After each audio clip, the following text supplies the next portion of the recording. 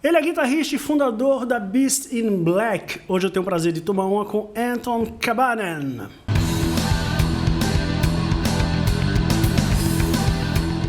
Antes de continuar, não esquece de curtir o vídeo, assinar o canal, ativar as notificações e considere ser um membro aqui do nosso clube. Dá uma olhada nas vantagens. Curte nosso conteúdo? Então vem participar do Clube Tups. Por uma pequena quantia você vai ter acesso ao grupo do clube no WhatsApp, conteúdos exclusivos, assistir aos vídeos novos antes de todo mundo, dar nota nas resenhas e até escolher tema de episódio. Isso entre outras vantagens, hein?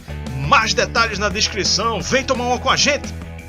Anton, it's a great pleasure to speak with you. It was very nice of you to make room in your schedule to talk to your Brazilian fans. So thanks for being here. Thank you for having me. My pleasure. So how are you? I mean, with the pandemic and stuff, how you guys are holding on? All good. I mean, there has not been a single boring day in our like this period while the pandemic has been on. The album has taken a lot of time to be made, and at the same time we worked quite a lot on the music video that came out, Moonlight Rendezvous. You know, all the stuff behind the scenes, it has kept us busy. Yeah. So, and actually without the pandemic we wouldn't have been able to make this record ready on time, so we got more time and possibilities to make it happen. Yeah. So congratulations on the new album, and thanks to you and the Nuclear Blast guys for allowing us early access. Dark Connection, your third album, I listened to it, and I have to say it has more keyboards, synths and electronic samples than ever before in Beast in Black. I think we can say it's an evolution. Yeah, we kind of expanded the trademark style. So the basic essence is still there, but there's a bit more heaviness and a bit more keyboards.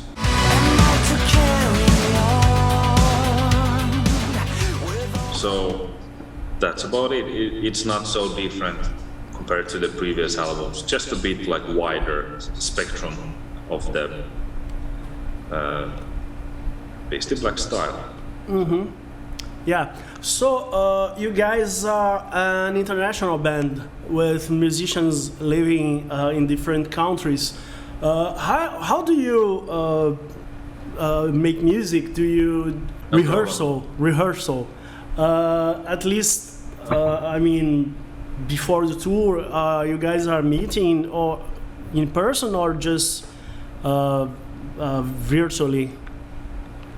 Well, before the tours, we usually book a rehearsal place for 1 week here in Helsinki. And then we go through the songs and the choreography. I mean, actually, everyone, of course, learns their own parts of Yes. the songs, but then we just practice together to make it as tight as possible and to memorize the moves that we're gonna do on stage. But the studio work is different thing. When I write the songs and the lyrics, when the files are ready, I send them to the guys through email, and they learn their parts, and then they come to studio and record. And we have our own place where we record, and it's easy to access it anytime because we don't have an outside producer or recording engineer, because I do that stuff myself. Oh yeah. Yeah, and the mixing. So there's advantages in that. That's how we do it. Yeah. So we have supporters on the channel, and one of the benefits is they can ask questions to our guests. So I have some questions here. Eduardo Marques, first, he wants to praise the excellent work of the band's first two albums. He's a huge fan. and he have two questions. In fact, what is the main difference, if you can name it, between your old Battle Beast band and Beast in Black? And the other questions, on the next release in October, can we expect the same vibe mixing heavy metal with more dance vibe? I think that's what make him become a fan. Well, I'll answer the second question first.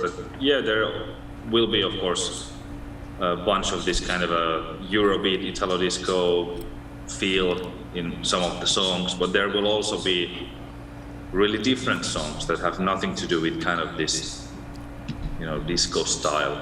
Mm-hmm. We don't want to use only one formula for every song. We want to kind of have an interesting arc of drama, so to speak, on the album. So the album doesn't go like flat line, but it's something like goes like this, different parts, different energies and atmospheres in the songs. But yeah, there will be this uplifting power songs, so to speak.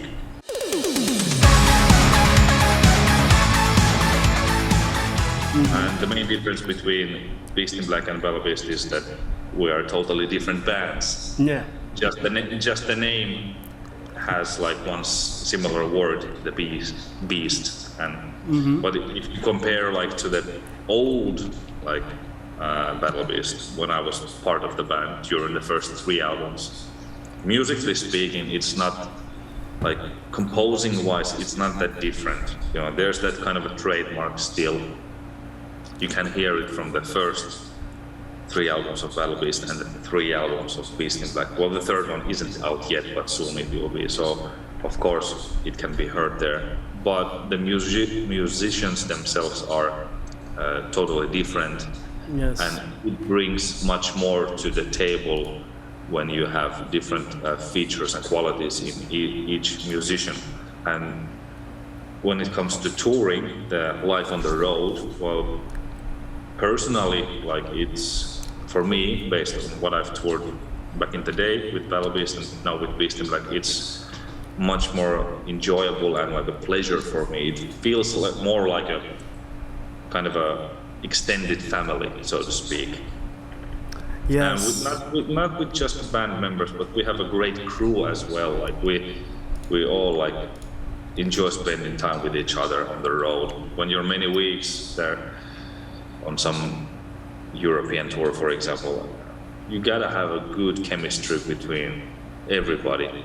Yes. And luckily we have, and I really appreciate that we have this kind of a team. About your team, I was listening to the album, and at some point I thought there's a girl singing, and I went to look the release and stuff, and no, it's Giannis. He can do all the voices. He's amazing. Wow, congratulations! He's a great singer.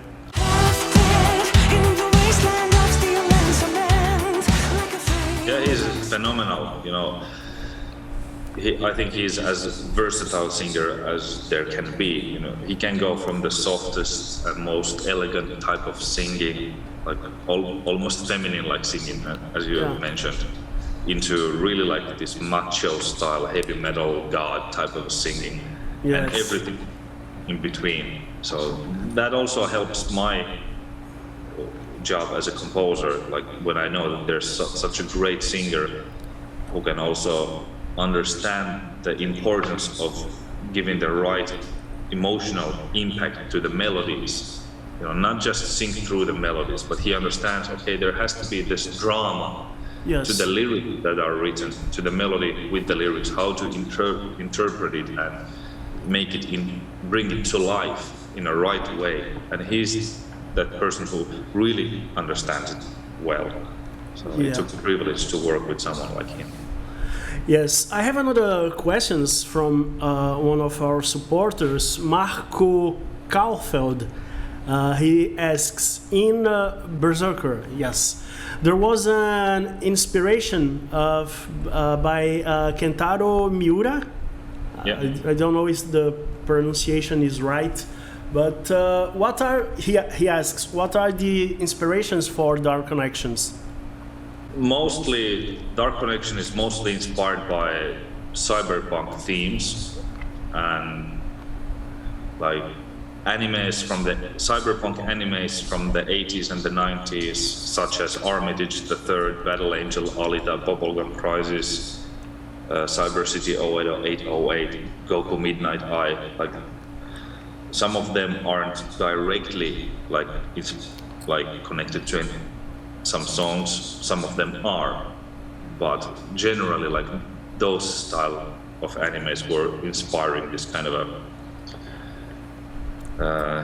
main profile of the album, so to speak. But also the film Blade Runner from the 1982, the original film.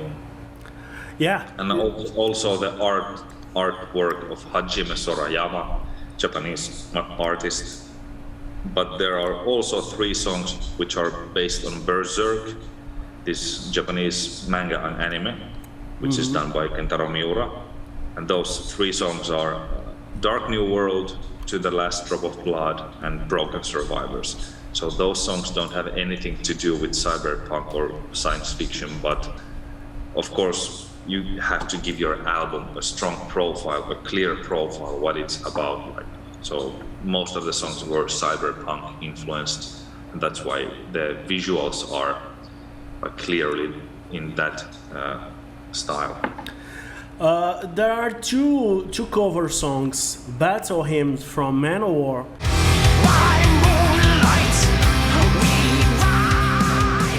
And They Don't Care About Us from Michael Jackson. Tell me what has become of my rights. Am I invisible 'cause you ignore me?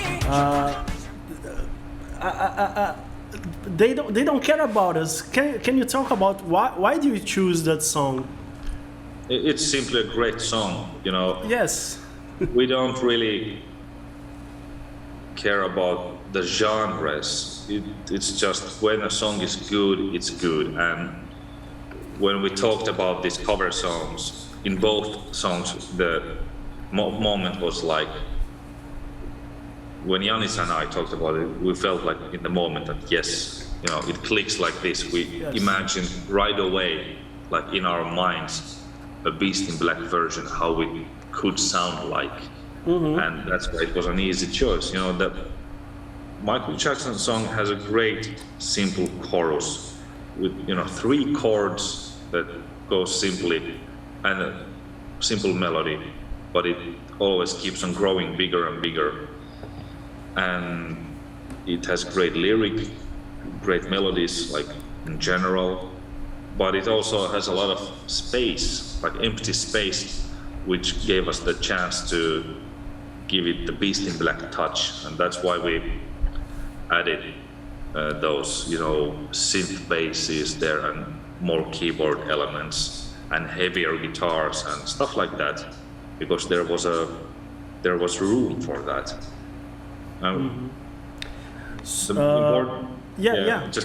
Just want to say one thing, that the important thing with covers, you have to always understand what are the nuances and the main things, like which you want to keep and which you don't want to keep. And we always want to like honor the original song as well as we can and understand things which make it what it is, and only after that see what can we change if it's necessary, or what can we add there if we feel that it's like giving the song more value. Yes. I like the album very much. I think Blade Runner, Highway to Mars, One Night in Tokyo, Moonlight, Rendezvous, Dark New World are great songs. I mean, They Don't Care About Us is a great cover. Do you have any favorite tracks on the album? No, sorry, but I don't. It's like always, I always answer the same when this question is asked. on every album, because I know it sounds like a cliche, but how can I choose like favorite child, so to Yes. speak? Yes. But it's true, like that's how it is. Yeah. No problem at all. I have another questions from another supporter, Cristiano Moura. You stated that the death of Kentaro Miura happening during the recording period of the new album. Did it impact the album in any way, or it was just sad news? It happened during the mixing process of the album, so Yes. it didn't really affect in the content that what the album has, like music-wise or lyric-wise or Yes. artwork-wise. But we decided to dedicate the album to Kentaro Miura. So if you get a physical copy of the album, read the booklet, the first thing that says there is that this album is dedicated to Kentaro Miura. And that was the least thing that we could do in honoring him. If we wouldn't have been that far in the album making process if I was still writing songs or selecting songs for the album while Kentaro died. That probably would have affected the song selection and the content of the album. Maybe there would have been more Berserk songs on the album than there are now. But so yeah, the way how it affected is that we decided to dedicate it to him. The least we could do at that moment. Yes, understand. I want to talk about your influences as a guitar player. What are your biggest influences? Well, technically, my favorite guitar player has always been Michelangelo Batio when it comes to difficult shredding stuff and all that. Yes. I'm a big fan of that. But, Yngwie Malmsteen is great. He has great songs, had great songs back in the day. But Chris Impellitteri, I like his songs also have great riffs. Yes. And also awesome player. Jason Becker, great composer and a great guitar player. Yes. So those are some of my favorite guitarists. And when I was younger, of course, I listened to all of the great technical players. Like there was also, the list is long, Yes. but Rusty Cooley and Paul Gilbert and so many to mention. But I'm gonna leave it until this when it comes to guitar influences, because but I have to say Alexi Light, of course, because he was one of the first ones, and Steve Vai, obviously. So, but the more I grew and became interested more and more in kind of trying to become a good songwriter, the more and more I kind of stopped following the guitar shredding stuff so much, even though it's important to me nowadays as well. But I think there's a limit how much like technically amazing playing can offer, like how much it can offer. There's a limit to that. It cannot really bring so much Yes. emotional content, but a good songwriting can bring you more emotional content. So that's why I kind of wanted to focus on that more. And when it comes to composers, James Horner is my favorite composer. But he died, unfortunately, 6 years ago in a plane crash. But he left his music behind him, so... Yeah. So can we expect to see you guys here in Brazil? Hopefully as soon as possible, of course. We plan to tour the whole world. Yes. And especially with this album, we don't want to rush into making a fourth one, but we really want to go from continent to continent and big tours, lots of gigs, and squeeze everything out of Dark Connection, so to speak. Yes. So thanks again for this interview. Do you have any message for your Brazilian fans? Well, thanks for having the patience in waiting for our new album. I know it's been quite a long time, but finally it's almost out there in 1 month, less than a month, and make sure you stay tuned for Beast in Black, because we will come touring to your country, and when that happens, I hope you will be there. We'll see you there, and until then, just take care of yourself, of your family and friends, and Yeah, all yeah. the best. So, thank you. I hope to see you guys here in Brazil. Bye. Like, cool. Okay, thank you. Bye bye. Take care. Thank you.